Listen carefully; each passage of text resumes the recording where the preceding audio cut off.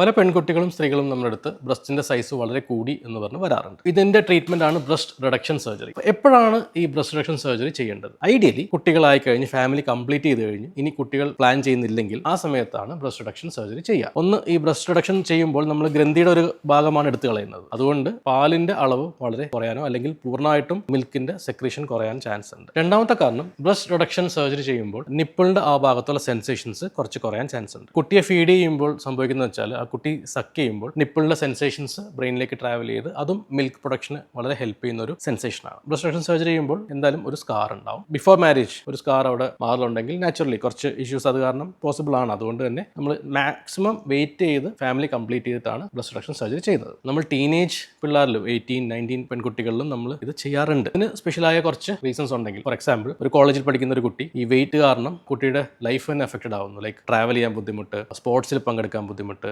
Size കാരണം ആൾക്കാർ കളിയാക്കുന്നു, stair ചെയ്യുന്നു, അങ്ങനെ മൊത്തം ഒരു സൈക്കോളജിക്കൽ ഒരു ഇമോഷണൽ ഇഷ്യൂസ് വന്നാൽ ലൈഫിനെ ഭയങ്കരമായിട്ട് ബാധിക്കുന്നുണ്ടെങ്കിൽ നമ്മൾ നേരത്തെ തന്നെ ഈ ടീനേജ് ടൈം തന്നെ ബിഫോർ മാരേജ് ആൻഡ് പ്രഗ്നൻസി തന്നെ ഇത് ചെയ്തു കൊടുക്കാറുണ്ട്. അത് അത്ര അവരെ ബാധിക്കുന്നുണ്ട് എന്നെങ്കിൽ മാത്രമേ നമ്മളിത് ചെയ്യാറുള്ളൂ.